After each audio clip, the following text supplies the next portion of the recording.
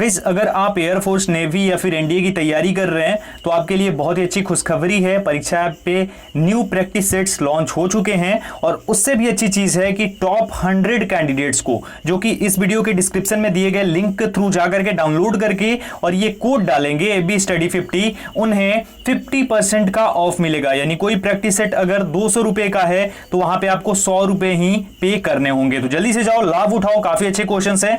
आप free mock test दे करके देख सकते हैं कि किस टाइप के क्वेश्चंस हैं एंड देन ही आप लेना। चलिए अभी शुरू करते हैं और बात करते हैं हमारे टॉपिक पे।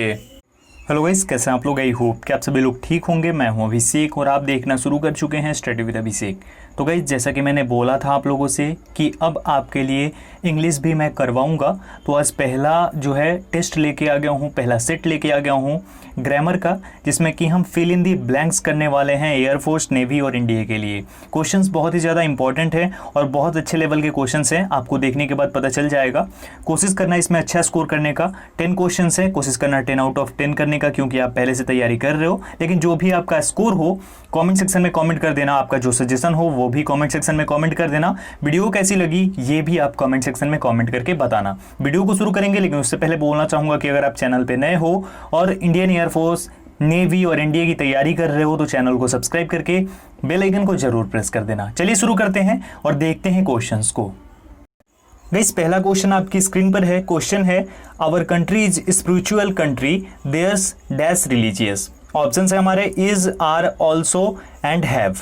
अब यहां समझिए, यहां पे बोला क्या चाह रहा है, हमारा जो कंट्री है वो स्पिरिचुअल कंट्री है, यानी कि आध्यात्मिक देश है, लेकिन उनका जो है वो क्या है, धार्मिक है। तो यहां पे क्या आ जाएगा? यहां पे दोस्तों इज आ जाएगा। क्यों समझिएगा, यहां पे जब हम कोई दो चीजों को कंपेयर करते हैं आपस में, तो वहां पे अगर प्लुरल भी हो तो इज का प्रयोग किया जाता है। लेकिन अगर आप किसी अन्य चीज के बारे में बोल रहे हैं, ठीक है, और वो प्लुरल में है, चाहे वो चीज है या फिर कोई व्यक्ति है, व्यक्तियों का समूह है और वो प्लुरल में है, तो वहां पे आप आर का प्रयोग करेंगे। लेकिन अगर वो सिंगुलर में है तो वहां पे आपको इज का प्रयोग करना होगा। ठीक है, अगर आप अपने बारे में बात कर रहे हैं तो वहां पे आप एम का प्रयोग करेंगे।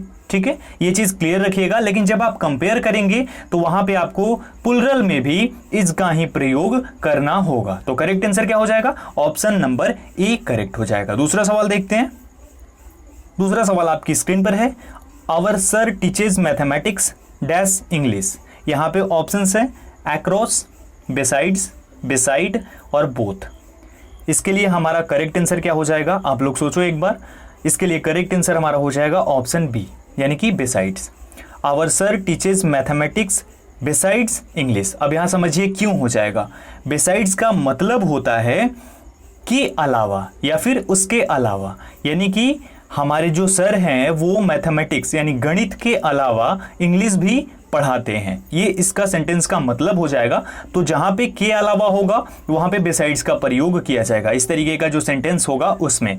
अब अगर हम बिसाइड को डालें यहां पे तो कोई बनता है क्या? मतलब बनता ही नहीं है। बिसाइड का मतलब होता है कि बगल में, तो यहाँ पे कोई मतलब नहीं है। अक्रॉस भी सेम है, बोथ का तो मतलब सवाल ही नहीं उठता है। तो करेक्ट आंसर हमारा ऑप्शन बी हो जाएगा। चलिए अगला सवाल।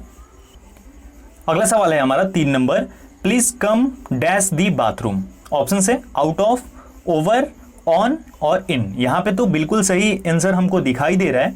करेक्ट आंसर हमारा हो जाएगा ऑप्शन नंबर ए, यानी कि आउट ऑफ।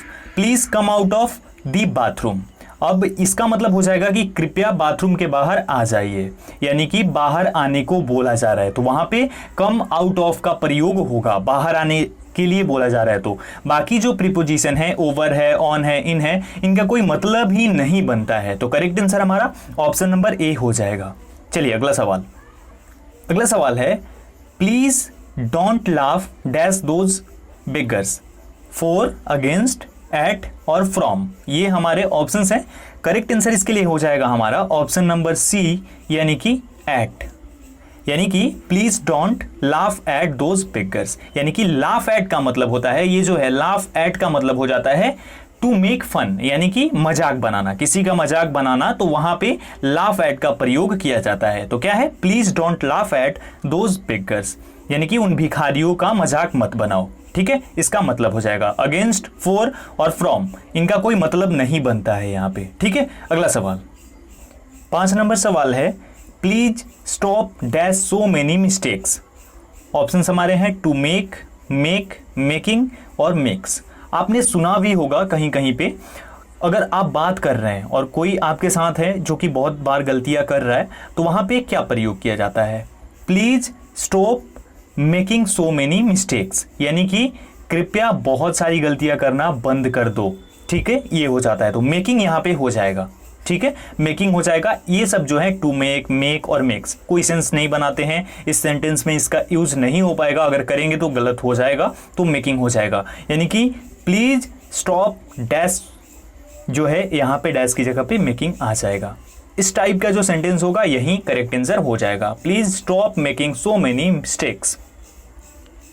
गाइस यहां पे एक और चीज ध्यान रख लो कि please stop making so many excuses, ये भी हो जाता है। अगर आपको इस टाइप का सवाल मिलेगा please stop dash so many excuses, तो वहां पे भी आपको मेकिंग का ही प्रयोग करना है। ठीक है, अगला सवाल है, C dash her husband for 15 minutes, is beating, has been beaten और बीट्स।